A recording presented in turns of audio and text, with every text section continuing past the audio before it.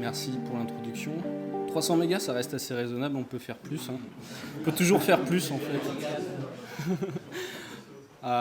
Merci pour l'invitation, merci au comité d'organisation.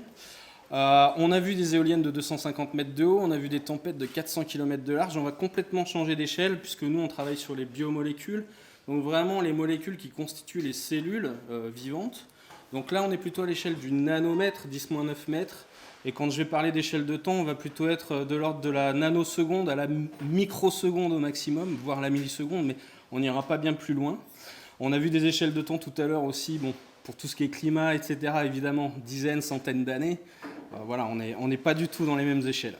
Alors nous, on s'intéresse aux biomolécules, et plus précisément, je fais partie d'une équipe à l'Institut des biomolécules Max Mousseron, où on s'intéresse à deux types de biomolécules, les protéines et les lipides, puisque nous, on travaille vraiment spécifiquement sur des protéines membranaires, c'est-à-dire des protéines qui baignent finalement dans la bicouche de phospholipides que constituent nos membranes biologiques, les membranes de nos cellules en fait. Et on travaille sur des récepteurs qui s'appellent récepteurs couplés aux protéines G. Alors qu'est-ce que sont ces récepteurs ?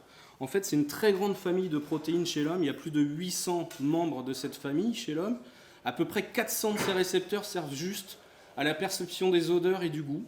Les 400 autres jouent à peu près tous les rôles physiologiques et donc aussi pathologiques, si bien que près de 30% des drogues actuellement sur le marché, les médicaments, ciblent un de ces récepteurs. Donc vous avez plus ou moins tous pris une pilule qui va cibler un de ces récepteurs a priori. Alors évidemment, comprendre comment fonctionnent ces récepteurs à l'échelle moléculaire, c'est aider aussi les chimistes à la conception de nouvelles molécules capables de cibler ces récepteurs et donc pouvoir les activer ou les inhiber selon la pathologie ciblée. En effet, ce qu'on sait, c'est qu'en fait, ces récepteurs sont capables de fixer des ligands, donc des molécules vraiment de nature très diverse. Ça va de la toute petite molécule à des peptides, à des grosses molécules comme les protéines. Et puis on sait que c'est cette interaction qui va faire changer la conformation de notre récepteur, notamment lui permettre de s'ouvrir sur la face intracellulaire, donc à l'intérieur des cellules, pour pouvoir interagir avec d'autres protéines. Et c'est ça qui va initier en fait la cellule à changer de comportement.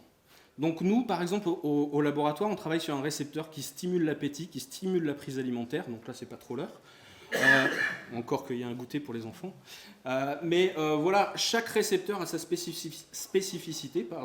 Et voilà, il y a énormément à faire, puisque comme je l'ai dit, il y a à peu près 400 membres encore à vraiment découvrir. Alors évidemment, on n'est pas les seuls à travailler sur ces récepteurs. Il y a énormément de groupes à travers le monde qui travaillent sur ces récepteurs-là, vu leur importance pharmacologique.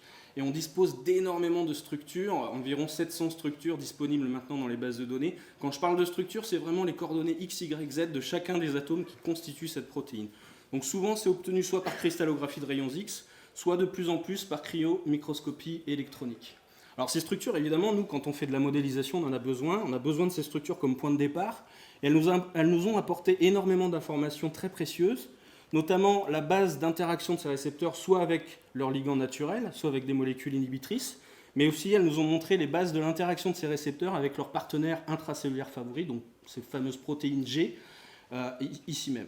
Alors il y a d'autres partenaires, j'en parlerai pas du tout aujourd'hui, mais malgré tout, malgré toutes ces structures, tout ce travail qui a été fait en amont, en fait, ces structures n'ont pas permis d'expliquer véritablement comment fonctionnent ces récepteurs à l'échelle moléculaire. Pour une raison simple, c'est qu'ils sont dotés d'une très grande diversité conformationnelle.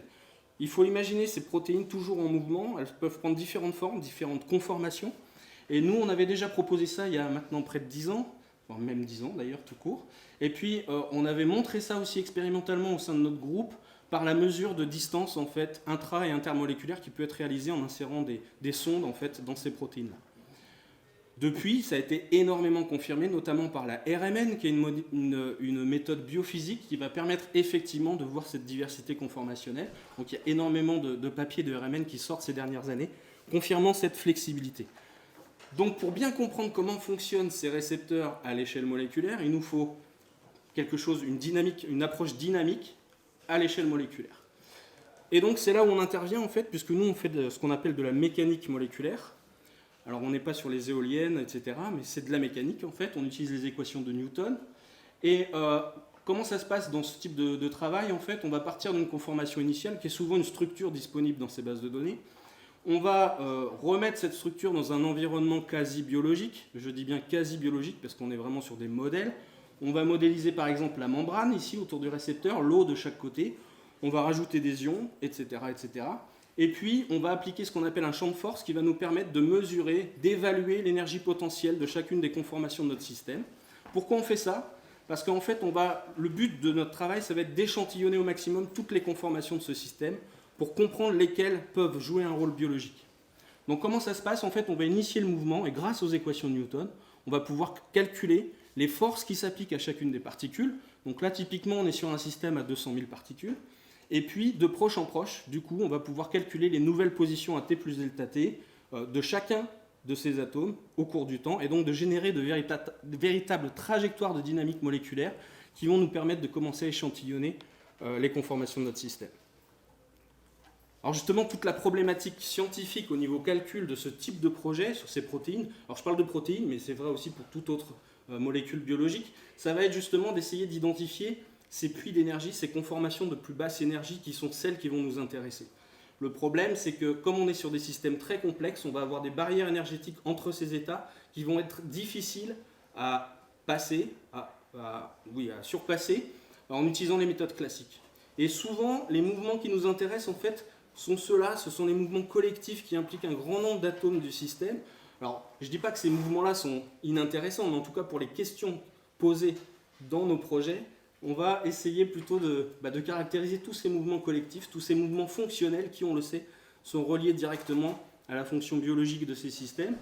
Et malheureusement, on est plutôt à l'échelle de la microseconde, ce qui, encore, quand j'ai fait ma thèse, par exemple, en 2004, il faut imaginer que les temps de simulation maximum qu'on pouvait espérer avoir, c'était de l'ordre de la cinquantaine de nanos, 100 nanosecondes. Aujourd'hui, on fait une microseconde sur une machine de bureau. Les moyens de calcul ont vraiment explosé dans notre domaine, notamment grâce aux codes qui ont été portés sur GPU. Alors je le disais, avec les méthodes classiques, donc ici ça va être très compliqué d'échantillonner tout simplement tous ces états conformationnels de basse énergie. Donc souvent on a recours à des méthodes complémentaires. En particulier, on va pouvoir biaiser le système. On parle de dynamique moléculaire dirigée, où en fait on va pousser le système dans une direction particulière qui est définie par une variable collective. Mais attention quand on utilise ce type de variables, parce qu'elles peuvent complètement justement biaiser notre interprétation des résultats. L'autre moyen, c'est d'utiliser ce qu'on appelle des modèles coarse grain, en fait modèle gros grain en français, où on va simplifier la structure du système, notamment pour réduire le nombre de particules. Moins on a de particules, moins on a d'interactions à calculer, et plus les simulations vont être faciles. En tout cas, les temps de simulation de l'ordre de la micro ou dizaines de micros vont être faciles à atteindre. Mais aussi, l'autre effet, c'est qu'on va vraiment lisser la surface d'énergie potentielle du système, et donc favoriser par la diffusion les échanges entre conformations qui nous intéressent. Alors, notre projet, en gros, s'articule autour de 3 axes. Le premier, c'est vraiment de comprendre la dynamique d'interaction de ces récepteurs avec leurs différents partenaires, donc de petits ligands, des protéines, des ions, ou encore des protéines qui vont être intracellulaires, donc les protéines G dont j'ai déjà parlé, mais aussi d'autres partenaires, et surtout de voir l'effet de ces interactions sur la dynamique intrinsèque de ces récepteurs, vraiment pour comprendre comment ces récepteurs s'activent ou s'inhibent à l'échelle moléculaire. Et puis on a un troisième axe dont je ne parlerai pas du tout aujourd'hui, c'est l'étude de systèmes plus gros, puisqu'on sait que ces récepteurs sont capables de former des dimères ou des oligomères, donc vraiment de très gros systèmes à la membrane, qui rendent encore plus évidemment compliqué l'étude de ces choses-là par le calcul.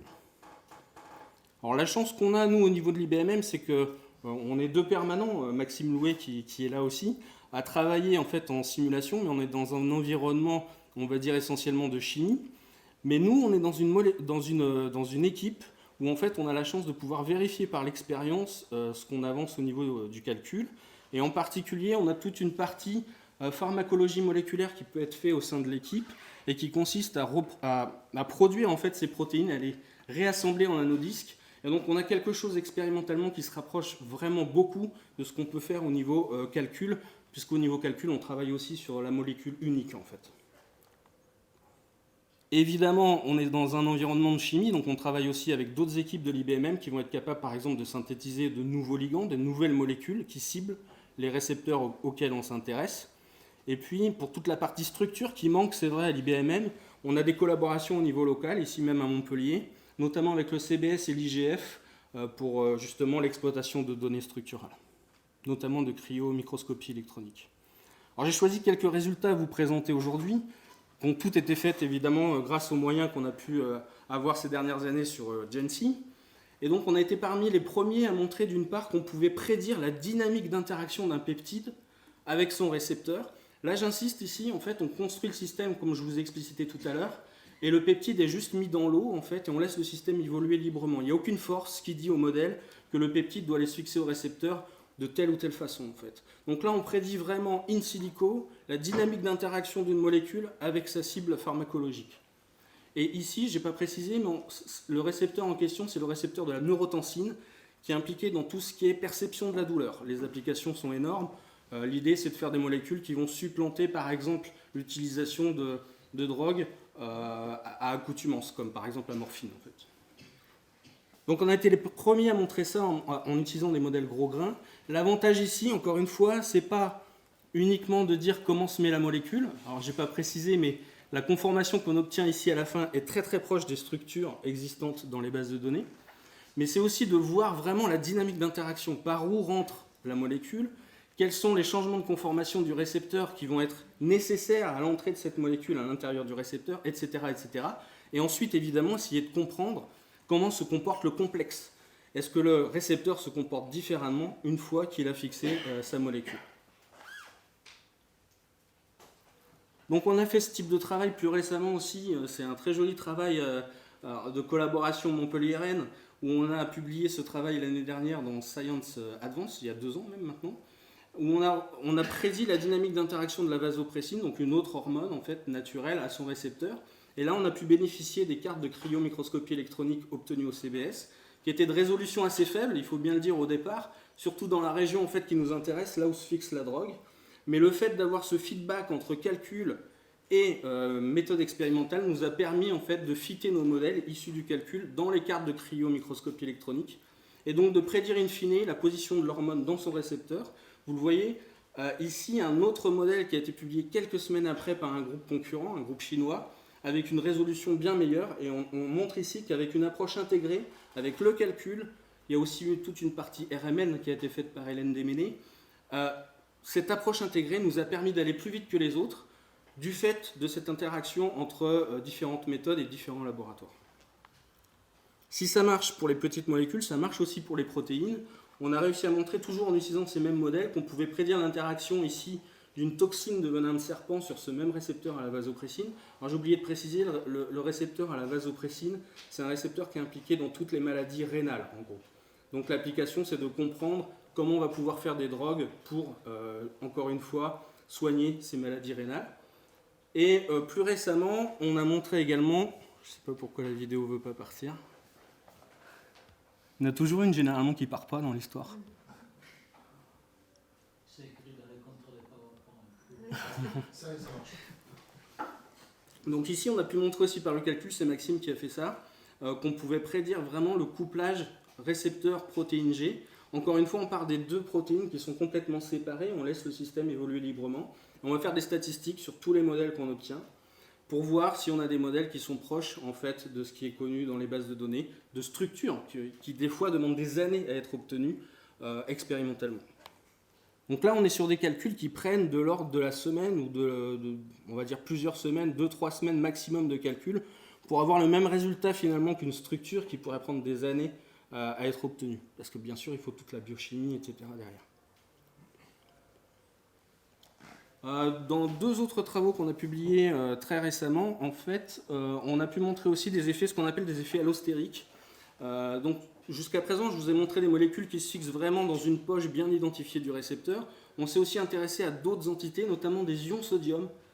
Alors là, c'est un peu paradoxal parce qu'on simule des systèmes de 200 000 atomes pour voir, in fine, l'effet d'un atome sur la dynamique conformationnelle de ce système-là. Alors, on peut se demander, est-ce que c'est raisonnable ? Mais en fait, la biologie est comme ça. La biologie n'est pas forcément raisonnable. C'est juste un atome qui va complètement modifier la dynamique conformationnelle de tout ce système à la membrane. Donc on a pu montrer à la fois par le calcul et par des données expérimentales que les ions sodium se fixent à un site bien particulier du récepteur et va contribuer à le maintenir dans son état inactif.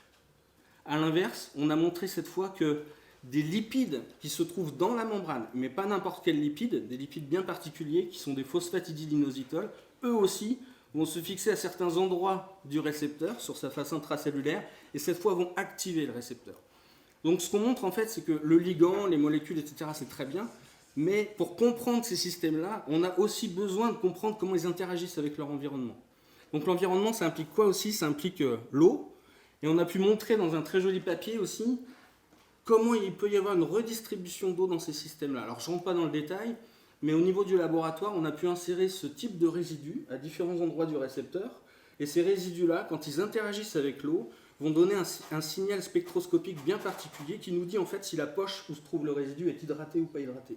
Et ce qu'on a pu voir, c'est qu'en fait, en fonction de si on active ou pas le récepteur, donc apo, ça veut dire inactif en gros, et quand on met le ligand, la gréline, on a la forme active du récepteur, vous voyez que certains résidus vont être plus hydratés dans l'état actif que dans l'état inactif. Et donc là aussi, les simulations vont nous permettre de mettre finalement des images sur ce qui se passe réellement dans les manips.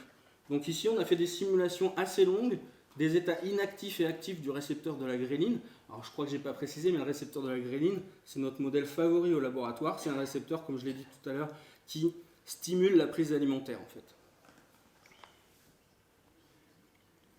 Alors maintenant, qu'est-ce qu'on va pouvoir faire avec encore plus de moyens de calcul? Plein de choses. En fait, on peut remplir les machines tant que vous nous demandez de les remplir, en fait. Pour une raison simple, c'est qu'en fait, nous, tout est question d'échantillonnage. Donc, on va pouvoir s'attaquer à des systèmes plus gros. Déjà, comme je l'ai dit tout à l'heure, ces récepteurs peuvent former des dimères, voire des oligomères, des choses encore plus compliquées. Donc ça, déjà, c'est bien. On va pouvoir regarder vraiment des choses qui, biologiquement, ont un sens et qu'on ne pouvait pas faire avant parce que les moyens de calcul ne le permettaient tout juste pas. L'autre chose, c'est d'avoir des temps d'échantillonnage bien plus importants. La dynamique moléculaire sont des méthodes statistiques. Donc on peut toujours faire de la dynamique moléculaire, mais avoir des données robustes qui convergent, etc., c'est très compliqué. Et donc ça, c'est le travail de thèse de Rita Rosner qui est ici, qui travaille avec nous, qui vient de commencer sa thèse en novembre. Et ça fait partie, c'est ce qu'on a fait tourner, c'est ce qu'on fait tourner en ce moment sur la machine Ad Astra, puisqu'on a eu la chance aussi d'être sélectionné pour la phase de Grand Challenge, et je remercie ici Jency et le CINES pour ça. Et donc, on commence à avoir non seulement les états conformationnels qui nous intéressent, mais on commence aussi à réussir à calculer les constantes cinétiques entre ces états. Et la RMN nous indique qu'en fait, comprendre juste les états conformationnels, c'est bien, mais ça ne suffit pas. Ce qu'on sait, c'est que quand c'est inactif ou actif, c'est probablement les mêmes états, mais seuls les équilibres entre ces états changent. C'est ce que montrent les dernières manips de RMN. Et donc, on est vraiment sur des équilibres conformationnels qui sont très compliqués à observer si on n'a pas un échantillonnage et une convergence des données qui est vraiment exceptionnel par rapport à ce qu'on pouvait faire avant. Et c'est ça que va nous permettre de faire la nouvelle machine Ad Astra. Donc je voudrais finir par remercier Maxime Louet, donc mon collègue, avec qui on travaille depuis maintenant pas mal d'années, Antoniel et Pedro qui ont été post-doc dans mon groupe et qui ont produit certains des résultats que j'ai présentés aujourd'hui. La même chose pour Bartholomé qui était un de mes thésards il y a encore quelques années. Et Rita qui a été une des premières utilisatrices de la machine Ad Astra. Donc ici on a utilisé le code GROMACS pour ceux qui sont initiés. Et il y a eu beaucoup de travail de mise au point pour que ça marche correctement sur cette machine. Les organismes évidemment financeurs. La collaboration avec mes collègues Paolo Biche et David Peraya, notamment ici à l'Université de Rio de Janeiro. Le CINES, le JANSI, encore une fois le comité d'organisation. Et vous pour votre attention. Merci.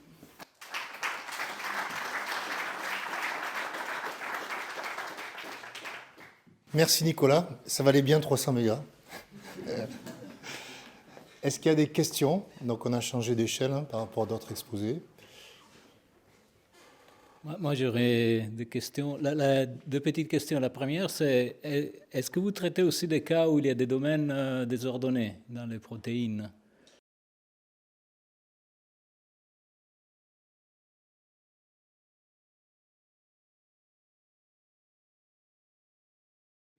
D'accord. Mais là, c'est un challenge peut-être, qui aussi d'un point de vue computationnel serait intéressant d'attaquer. C'est un challenge. Après, c'est quasiment un autre travail, je dirais. Par exemple, j'ai des collègues à Paris qui travaillent sur le folding de peptides ou de protéines dans la membrane. Voilà, c'est une autre façon de travailler presque. Mais je dirais, le gros souci qu'il peut y avoir sur des protéines désordonnées, c'est les données expérimentales. Nous, on essaye toujours de faire ce lien entre calcul et données expérimentales au labo. Quand les protéines sont désordonnées, c'est beaucoup plus compliqué d'avoir des données expérimentales robustes qui permettent de rattacher le modèle et les données. D'accord. Et entre des problématiques dans lesquelles on utilise des techniques hybrides, c'est-à-dire mélange entre dynamique moléculaire et description quantique des interactions, est-ce que ça c'est envisageable aussi? Oui, bien sûr. D'ailleurs, il y a des collègues, je crois, au CINES, en collaboration avec le CINES, qui ont développé ces codes qui permettent de faire du QMMM, des méthodes hybrides. Les applications, c'est souvent les enzymes, en fait, parce que ces modèles de mécanique moléculaire ne permettent pas d'avoir la réactivité chimique. On ne peut pas simuler une réaction chimique, en fait. Nous, on est vraiment sur des sphères reliées par des ressorts. Évidemment, si on s'intéresse à une enzyme, on va pouvoir simuler l'enzyme et son environnement au niveau MM, comme nous, et le site réactionnel, en fait, au niveau QM, pour permettre justement ce type de réaction chimique. Merci. D'autres questions? Pas de questions. Donc, merci Nicolas.